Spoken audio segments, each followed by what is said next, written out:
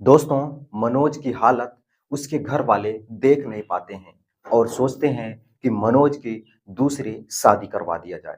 दोस्तों, मनोज की दूसरी शादी करवाने के लिए घर वाले तैयार हो जाते हैं और मनोज से जाकर के इस चीज की बात करते हैं और कहते हैं कि मनोज बेटा, दूसरी शादी कर लो, नहीं तो तुम्हारी जिंदगी बेकार होती चली जा रही है। लेकिन मनोज उनकी बातों को इग्नोर कर देता है और उनकी बातों को नहीं मानता है और उनकी बातों को ना मानने के पीछे सिर्फ एक ही रीजन था कि वो सुमन को अभी तक भुला नहीं पाया था। दोस्तों, हर समय वो सुमन को याद करता और सुमन के ही बारे में सोचता रहता। लेकिन दोस्तों, घर वालों के दबाव में आकर के मनोज को एक दूसरी शादी करनी पड़ती है।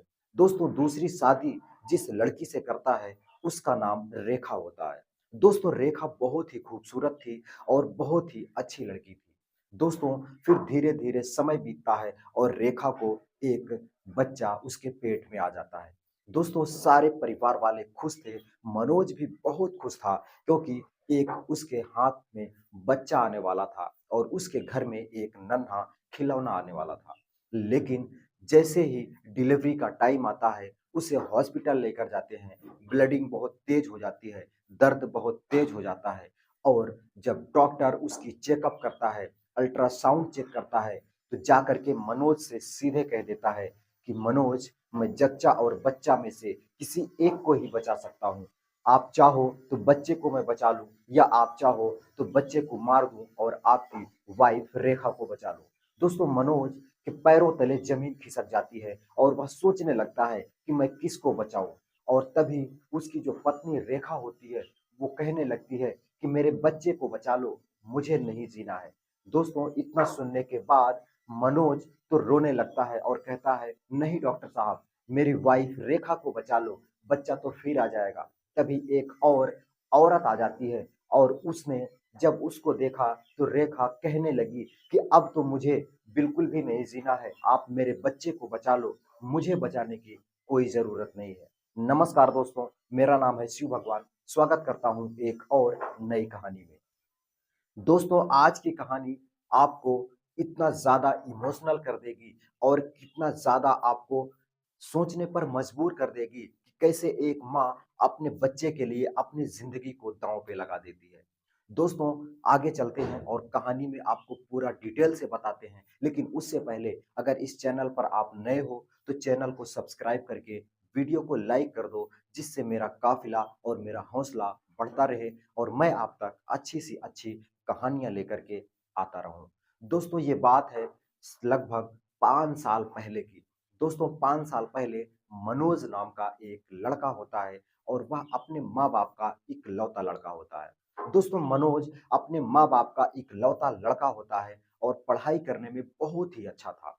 दोस्तों, मनोज का सभी लोगों से जो रिश्ता था वो भी बहुत ही शालीनता से रहता है। ना तो किसी से लड़ाई करना और ना ही किसी से झगड़ा करना और ना ही किसी के साथ ऊट पटांग की बातें करना। दोस्तों, सभी से बहुत ही अच्छे से मनोज रहता था और पढ़ाई में बहुत ही अच्छा होता है।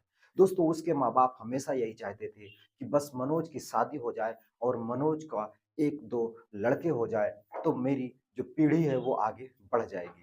दोस्तों, मनोज की शादी के बारे में हमेशा उसके माँ बाप सोचा करते थे। दोस्तों, और एक दिन ऐसा आता है कि जब मनोज बड़ा हो जाता है और पढ़ाई लिखाई करके एक बढ़िया काम करने लगता है। दोस्तों, अच्छा सा काम करने लगता है और वहां से अच्छा पैसा कमाने लगता है। उसके माँ बाप चाहते थे कि मनोज की अब शादी हो जाए। दोस्तों, मनोज घर का पूरा खर्चा चलाता था, पूरे घर को अपने हथेली पे ले लेता है और पूरी जिम्मेदारियां वो अपने सर पे ले लेता है। दोस्तों, उसके माँ बाप भी अब बिल्कुल खुश हो गए थे क्योंकि वो यही चाहते थे कि मनोज अपनी जिम्मेदारियों को समझे और अपनी जिम्मेदारियों को अपने ऊपर ले ले।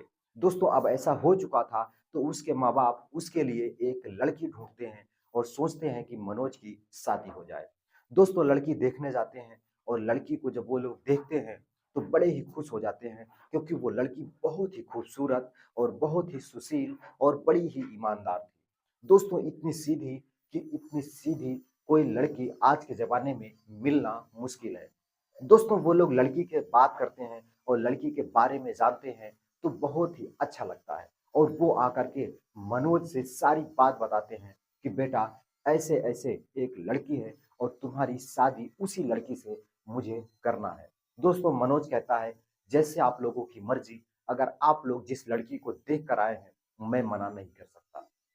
दोस्तों फिर बड़े ही धूमधाम से मनोज की शादी सुमन नाम की लड़की से हो जाता है।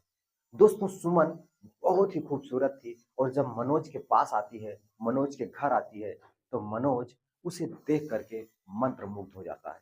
दोस्तों मनोज को लगा कि मानो उसे जन्नत की परी मिल गई हो। दोस्तों अब मनोज काम करने डबल जोश से जाता था और वहां से सीधे घर आता था और अपनी पत्नी से बात करता था और उसके साथ समय बिताने लगा। दोस्तों धीरे धीरे टाइम बदलता गया और फिर साल भर का समय बीत जाता है।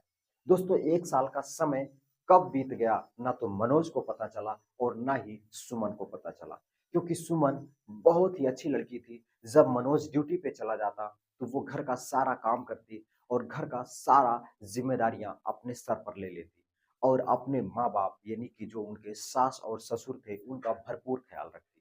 दोस्तों उनका भरपूर ख्याल रखते हुए वो सारे काम को कर रही थी। दोस्तों धीरे धीरे एक साल का टाइम बीत जाता है।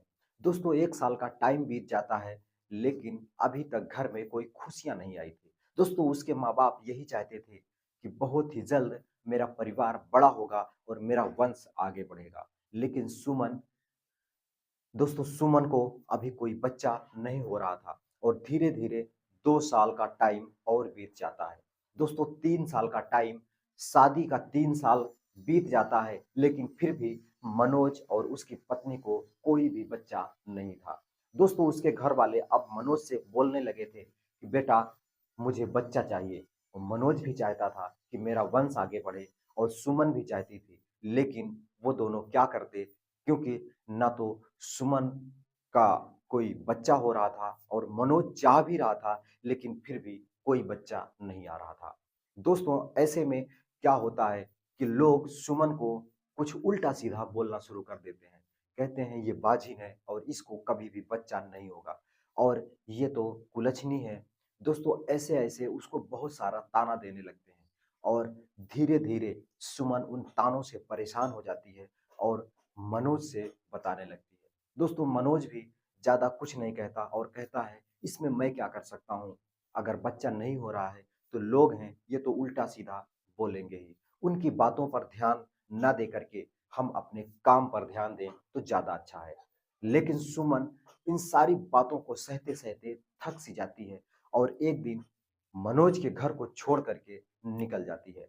दोस्तों मनोज के घर को छोड़ करके निकल जाती है और जा करके एक बड़ा सा नदी होती है और सोचती है कि इसी नदी में मैं कूद करके अपनी जान दे दूंगी। दोस्तों जैसे ही वो नदी में कूदने ही वाली होती है कि तभी एक मछुआरा देख लेता है। दोस्तों वो मछुआरा जब वो कूद जाती है तो अपनी नाव से दौड़ करके जाता है और उसे निकाल लेता है। दोस्तों सुमन बेहोशी की हालत में थी, वह उसे घर ले जाता है और उसके सारे पानी को पेट दाब दाब करके निकाल देता है और उसे अपने घर में आराम करने के लिए छोड़ देता है।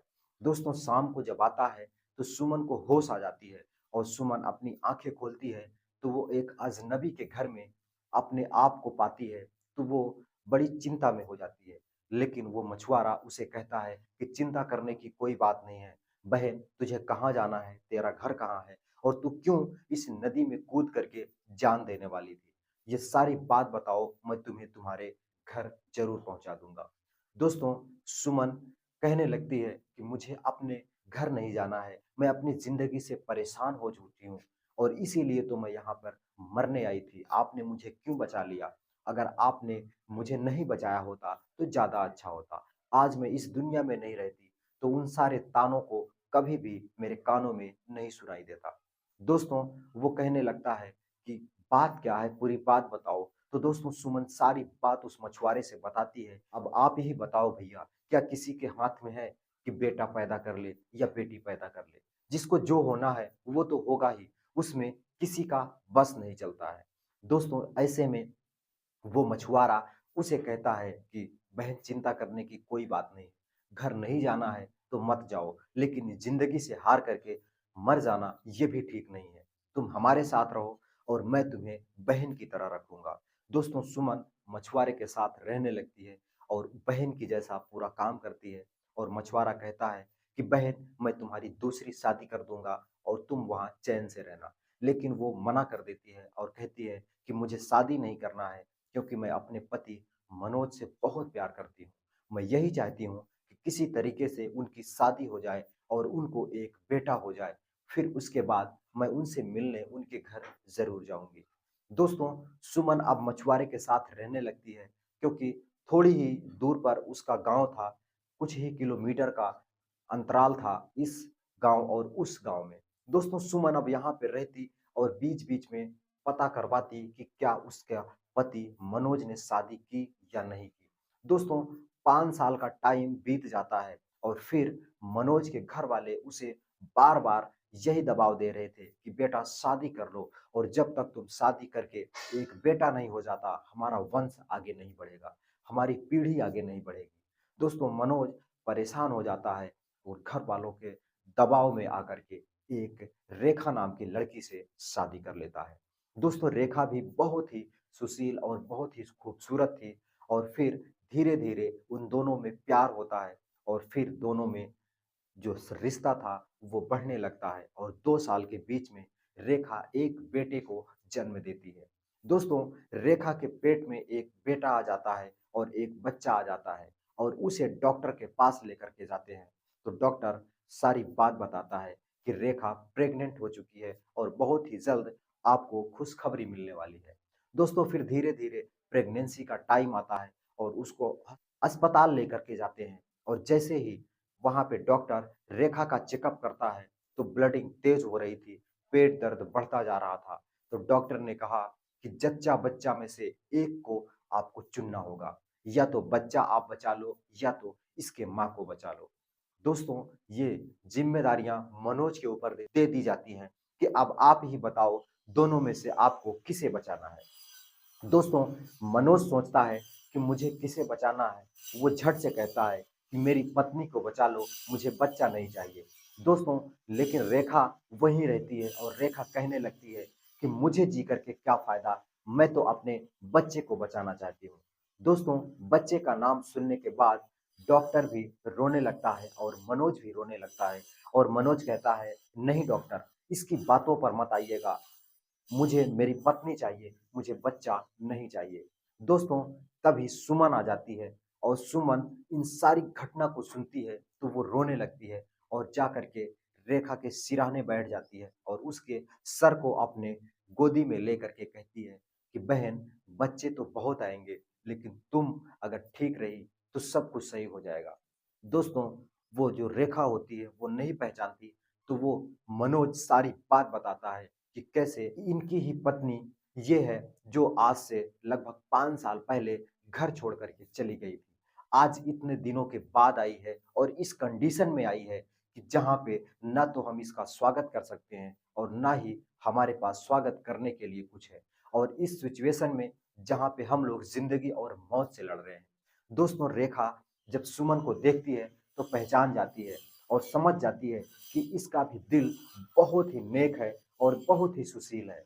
दोस्तों, वह कहने लगती है कि बहन, कोई बात नहीं, अगर तुम आ गई हो अब तो मुझे जीने की कोई उम्मीद भी नहीं है। और वह तुरंत कहती है, मनोज का हाथ पकड़ती है और सुमन के हाथ में देते हुए कहती है कि ऊपर वाले पर भरोसा रखो, बेटा ही होगा।